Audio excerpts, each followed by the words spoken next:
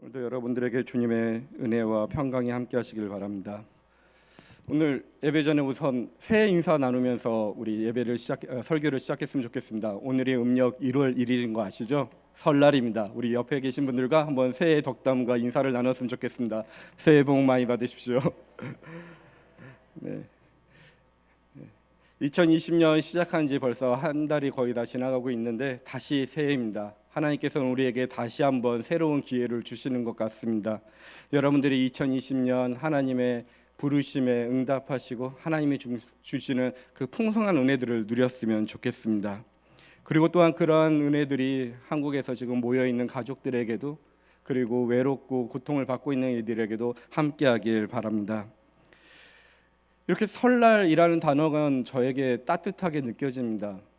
어렸을 때 기억이 설날에 세뱃돈이 가장 따뜻했는지, 아니면 맛있는 음식 떡국을 먹는 게 좋았는지, 아니면 가족들이 모여 있는 게 좋았는지 모르지만 이 설날하면 따뜻한 느낌이 납니다.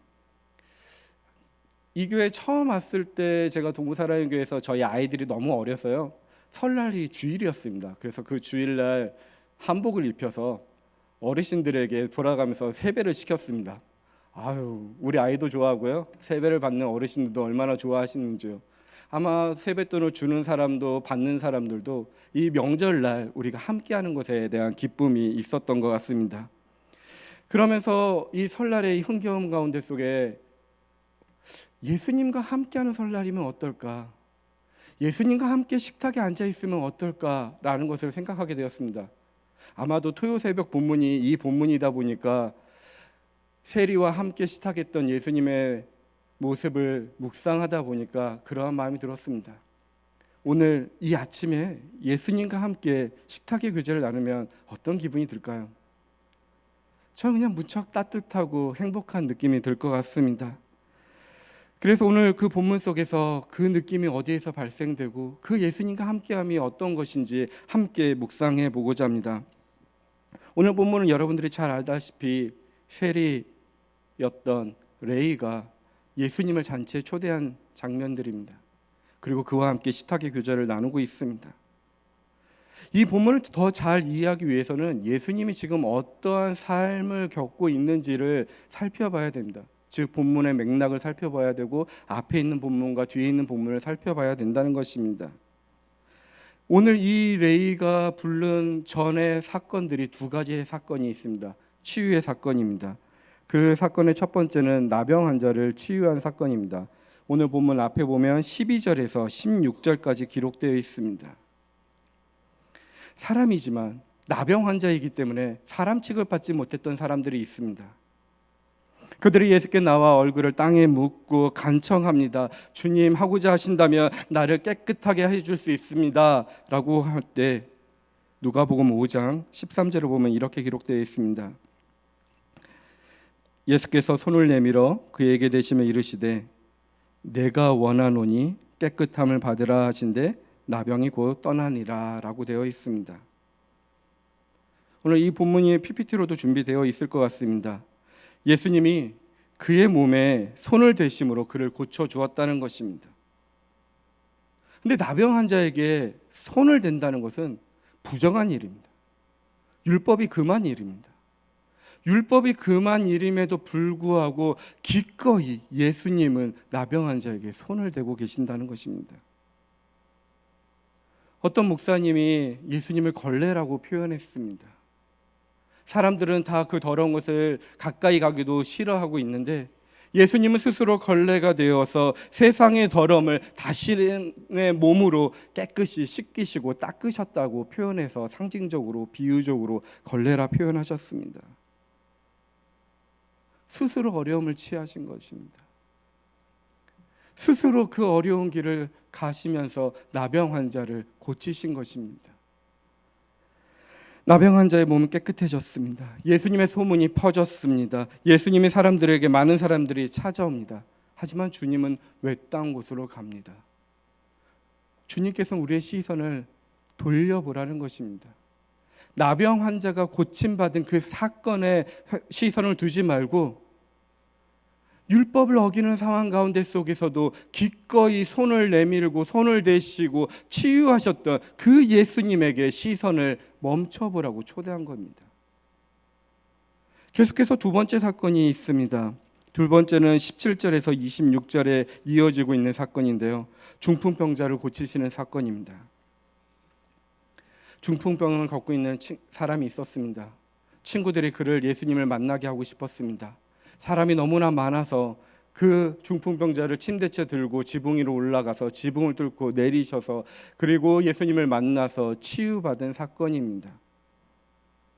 그 친구들의 놀라움입니다. 그들의 열정 정말 대단합니다. 그래서 주님은 그들의 믿음을 보시고 너희에게 구원을 얻었다라고 표현하십니다.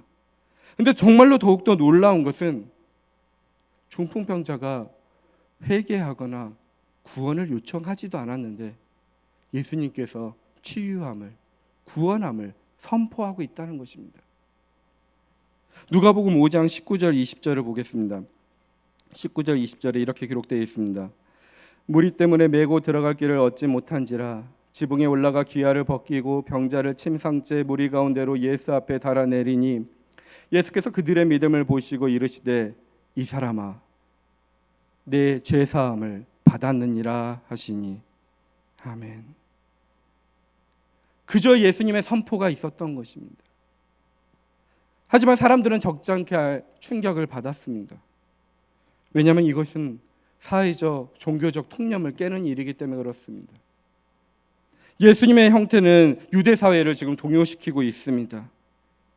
그래도 많은 사람들은 병자가 치유됐다는데 그 사건에 매혹되어서 예수님에게 쫓아갑니다. 하지만 이 사건 속에서도 그 중풍병자가 고침받았다는 것보다는 제사함을 간청하기도 전에 용서함을 간구하기도 전에 용서함과 구원을 선포하신 예수님에게 시선을 옮겨보라는 것입니다. 계속해서 주님은 그 자신에게 시선을 옮기고 하나님의 나라에 초대받는 사건 속에 우리를 초대하고 있는 것입니다. 하지만 세상 사람들은 그 예수님 때문에 동요가 일어나고 있습니다. 스스로 부정케 하는 행위를 막대로 하시는 그 예수 때문에, 그리고 하나님만이 선포하실 수 있는 그 용서와 구원을 선포하는 예수님 때문에 유대인들은 지금 매우 혼란스럽습니다. 그런데 오늘 본문은 사람들을 아주 멘붕에 빠쳐버립니다. 예수님은 유대 사회 속에서 기피 대상 1순위였던 그 세리, 그 사람을 만나고 함께 먹고 마시고 끝내 그를 제자로 부르고 있다는 것입니다. 그 세리가 누구인가요? 여러분도 잘 알다시피 마태라 불려져 있던 그 레위입니다. 그는 갈릴리 호숫가 마을 가버나움 속에서 세간으로 일했습니다. 이 당시에 세간으로 일했다는 것이 어떤 것인지 여러분 잘 알 것입니다. 정말로 많은 세금이 있었습니다.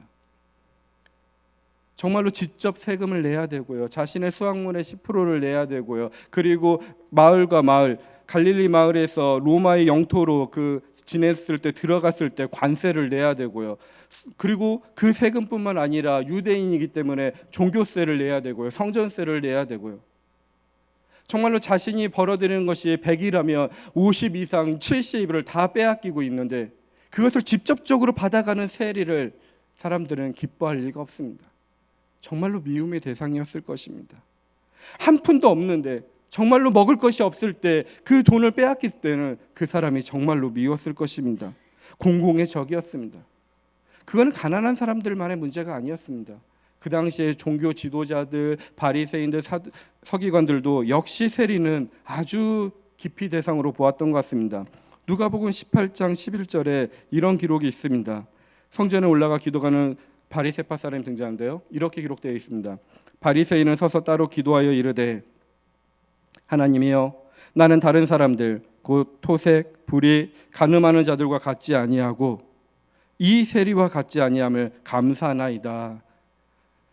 이 말은 정말로 토색하고 불의하고 간음한 자들도 따르지 않는데 그보다 더한 사람 세리와도 같지 아니함에 감사하다고 기도하고 있다는 것입니다. 그런데 오늘 본문 27절을 보십시오. 27절에 보면 그 위에 예수께서 나가사 레이라는 세리가 세간에 앉아 있는 것을 보시고 나를 따르라 하시니, 예수님께서 세간에 앉아 있던 세리에게, 레이에게 나를 따르라 말씀하고 계신다는 것입니다. 초대하고 있습니다. 예수님에 대한 사회적 평판이 더 나빠질 수 있습니다.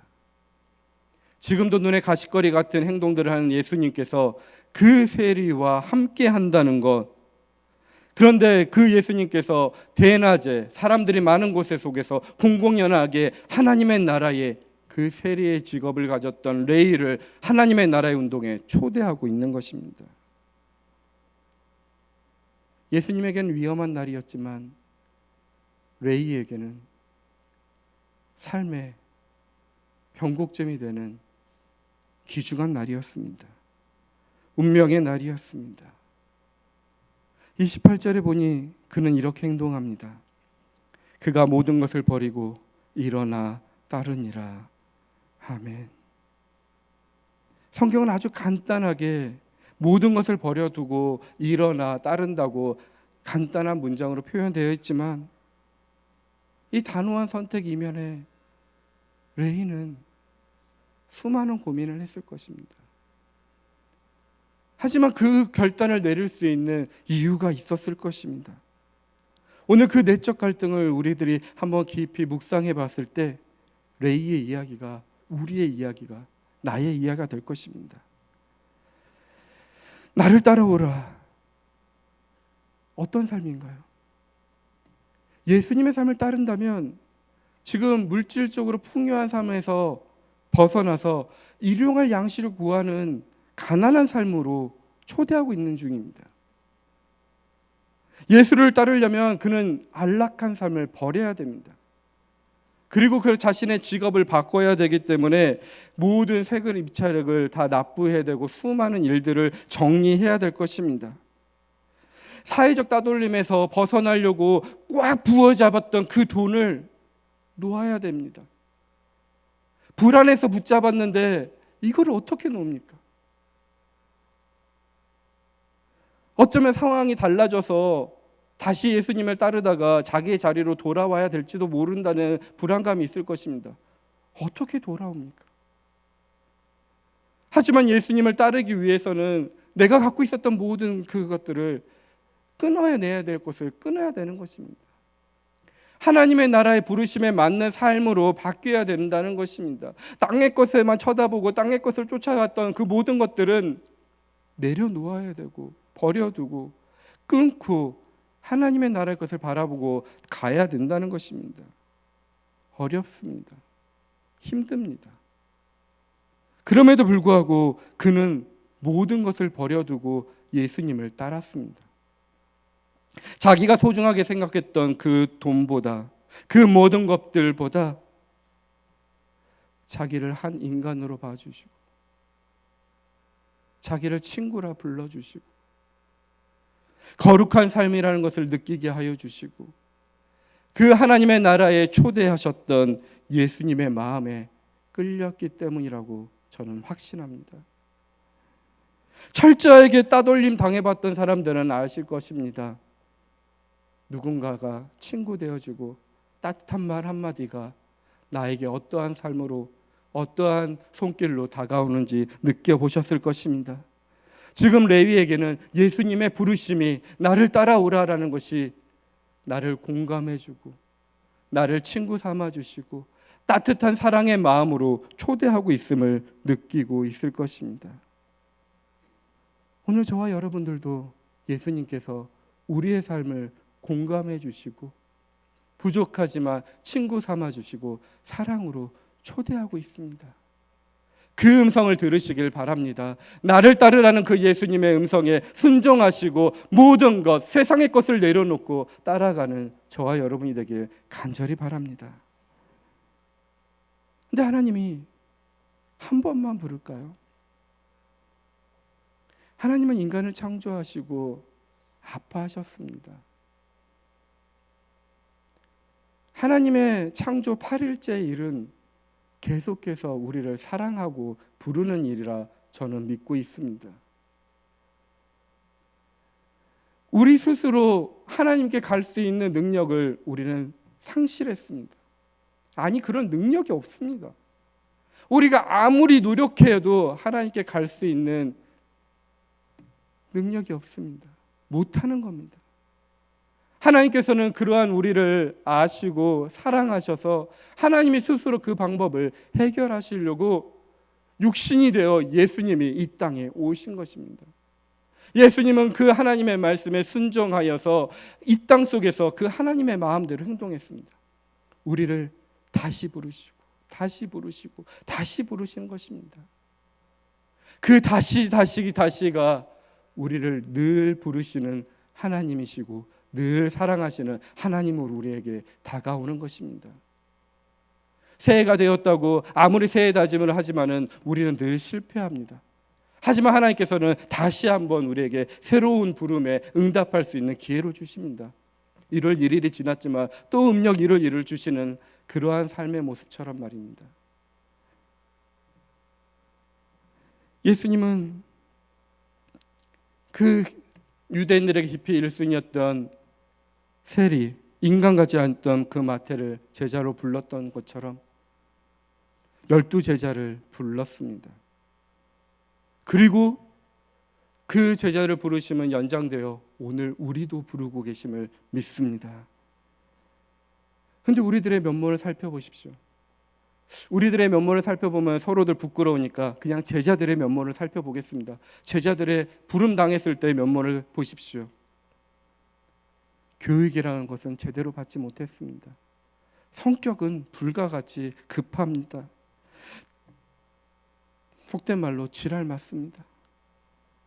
자랑할 거 하나도 없는 사람들입니다. 지탄받는 사람들입니다. 요즘 말로 표현하자면 찌질이들입니다. 조금 고급스럽게 표현하면 마이너리티, 소수자들, 아니면 부족한 자들, 결핍한 자들입니다. 하지만 예수님께서는 하나님의 나라를 건설하겠다고 그 찌질이를 모아드립니다. 우리의 기준으로 보면 이해가 불가하지만 바울은 이렇게 고백합니다. 고린도전서 1장 27절에서 28절 말씀입니다. 그러나 하나님께서 세상에 미련한 것들을 택하사 지혜 있는 자들을 부끄럽게 하려 하시고 세상에 약한 것들을 택하사 강한 것들을 부끄럽게 하려 하시며 하나님께서 세상에 천한 것들과 멸시받는 것들과 없는 것들을 택하사 있는 것들을 폐하려 하시나니. 아멘. 잘난 인물들을 모은 것이 아니라, 능력 있는 자들을 모은 것이 아니라, 돈이 많은 자들을 모은 것이 아니라 약하고 소외받고 있는 사람들 통해 강한 것을 부끄럽게 하기 위해 하나님의 나라를 이 땅에 세우신다고 선언하고 계시는 것입니다. 그런데 여기서 우리가 한 가지 좀 짚고 넘어가 봐야 되겠습니다. 예수님들은 왜 이 부족한 자들, 찌질이들을 모아서 하나님의 나라를 세우려고 했을까요? 그냥 지나가지 않고 그들을 왜 위대한 사역의 주인공으로 하나님의 일에 동참케 세웠을까요? 그것은 저는 오늘 평행 본문인 마태복음 9장 말씀을 보면서 묵상해 보고자 합니다. 오늘 본문과 동일한 내용의 사건이 마태복음 9장에 기록되어 있습니다.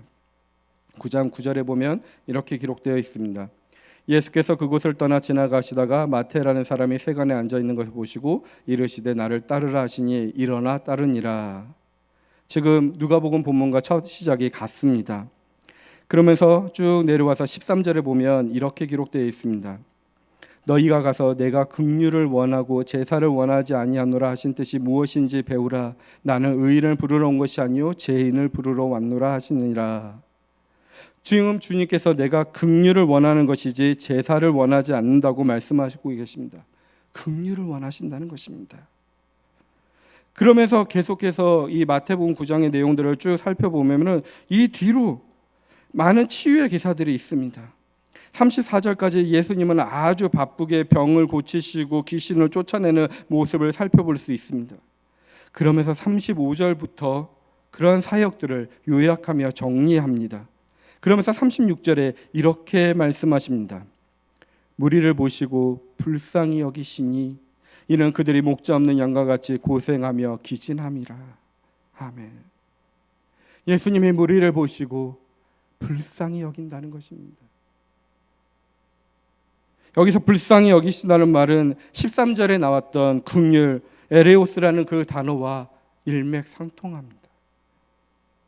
이 말은 그저 가슴이 아프다라는 뜻이 아니라 아기집 자궁이라는 라쿰이라는 단어에서 파생된 단어입니다.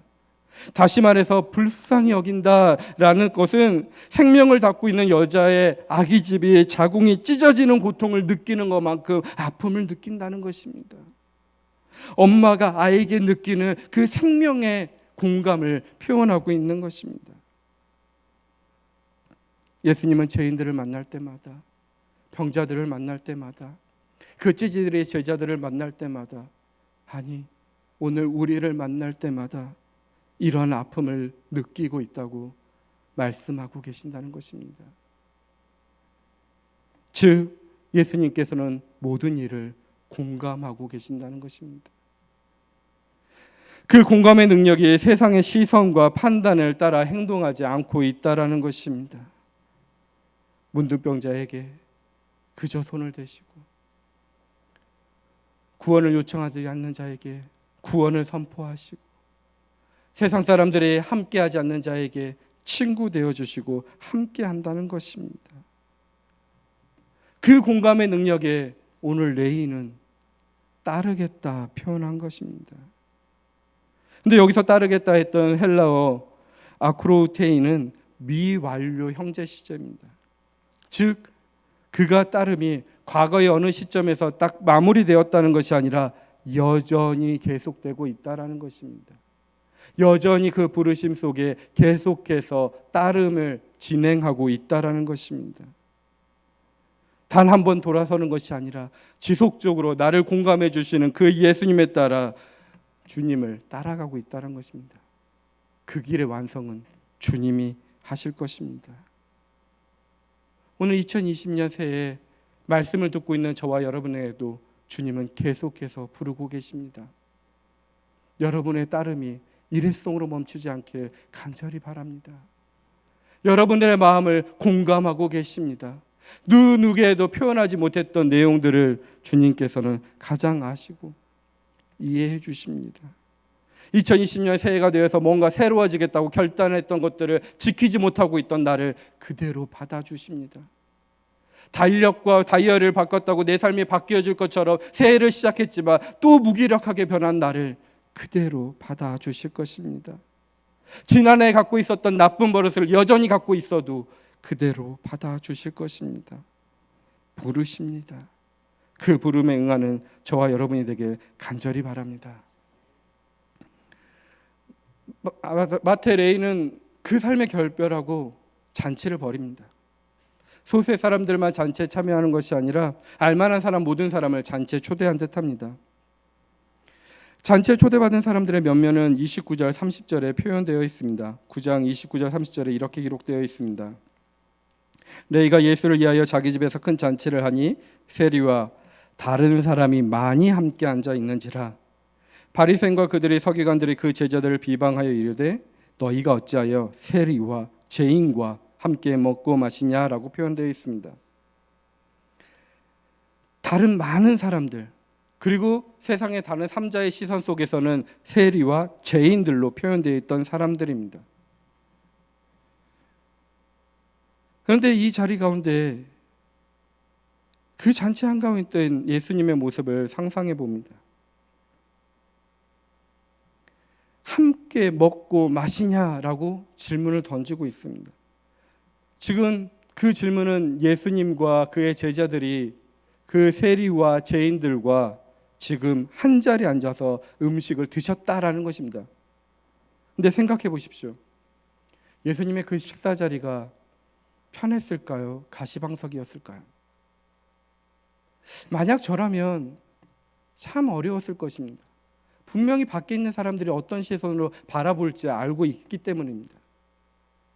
하지만 이 장면을 묵상해보고 상상해보아도 예수님은 혹탕하게 웃으면서 그 사람들과 즐겁게 식사하고 있을 장면밖에 상상이 되지 않습니다.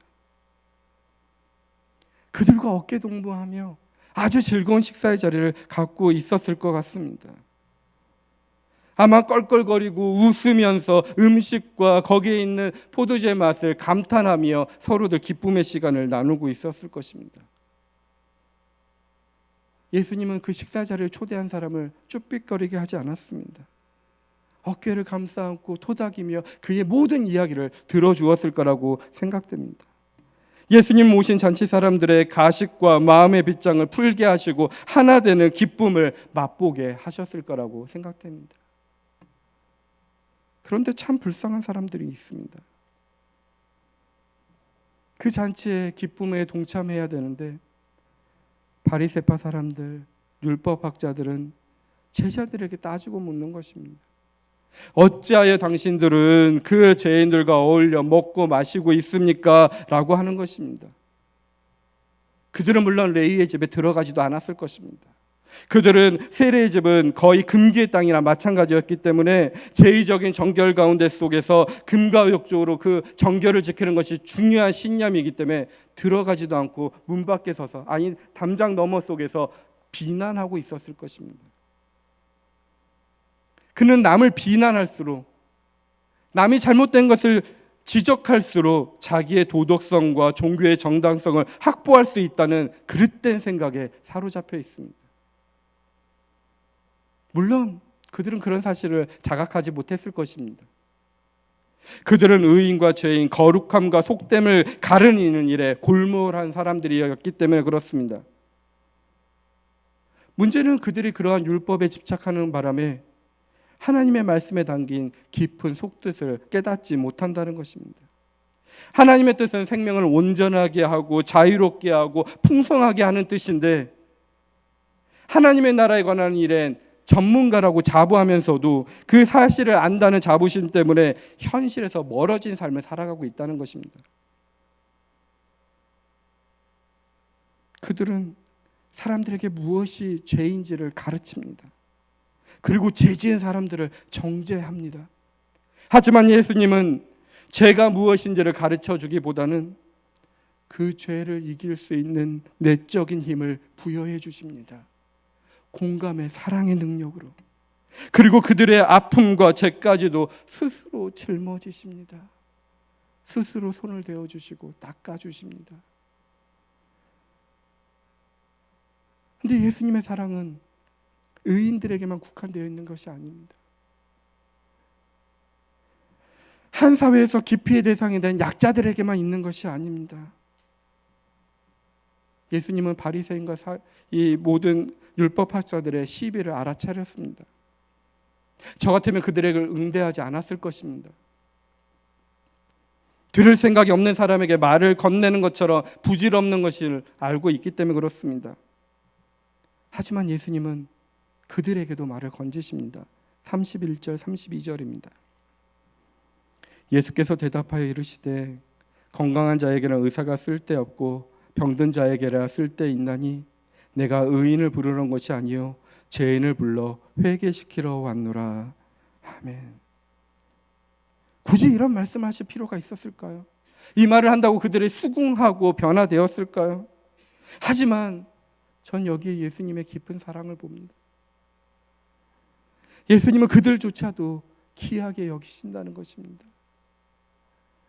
너희에게도 하나님이 필요하다고, 예수님의 사랑이 필요하다고, 하나님의 말씀에 돌이킬 수 있는 회개의 능력을 상실한 그들에게 회개시켜 주겠다고, 돌이키게 해주겠다고 말씀하고 계신다는 것입니다.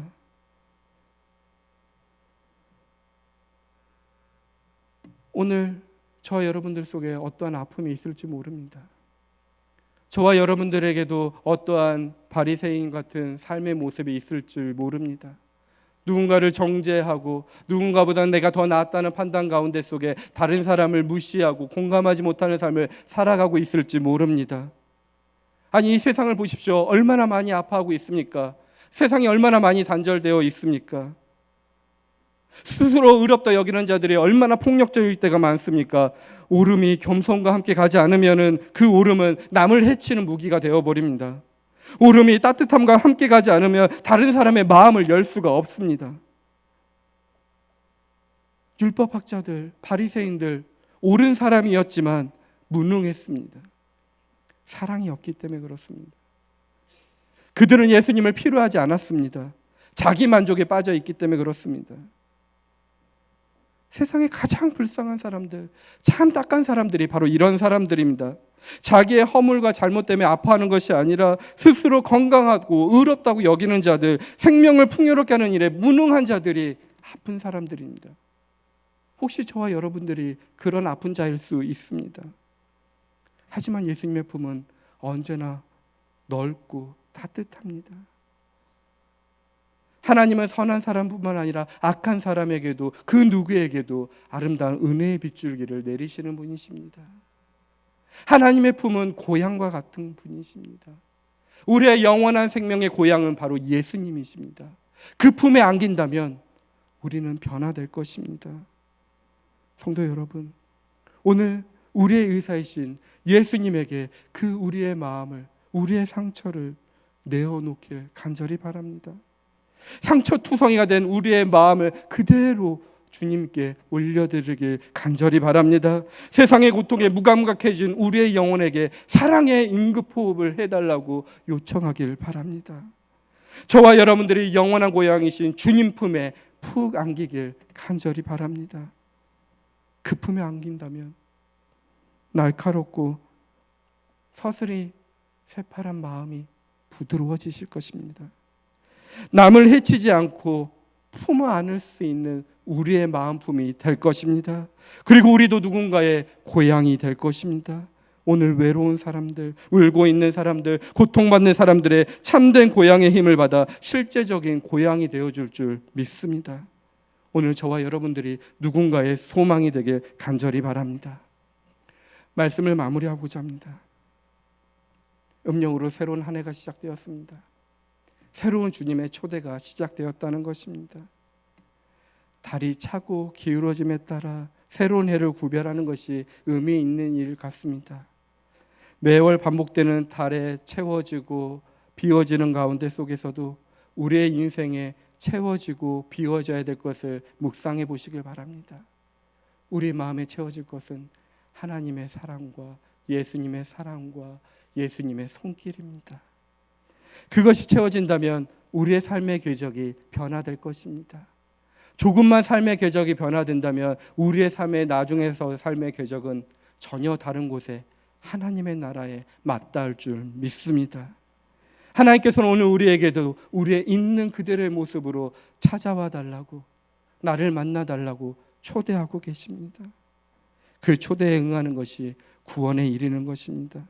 단 한 번 돌아서는 것이 아니라 지속적으로 그 길을 따라오도록 초대하고 있습니다. 다시 부르시고 다시 부르시며 하늘의 것을 꿈꾸는 자가 될 줄 믿습니다. 멀리서 바라보는 불쌍한 사람들이 아니라 주님과 함께 먹고 마시며 기뻐하는 자가 되길 간절히 바랍니다. 우리 이 말씀 기억하며 우리 함께 찬양했으면 좋겠습니다. 하나님께서는 우리를 사랑하셔서 우리 안에, 내 안에 거하라 말씀하고 계십니다. 하나님이, 예수님이 내가 바로 하나님이시니 내가 너의 모든 환난 가운데서 너를 지키는 자이니 너의 그 상처난 마음을 따뜻하게 안아줄 나이니 내 안에 거하라 말합니다. 우리 나의 안에 거하라로 하나님께 찬양 올려드리겠습니다.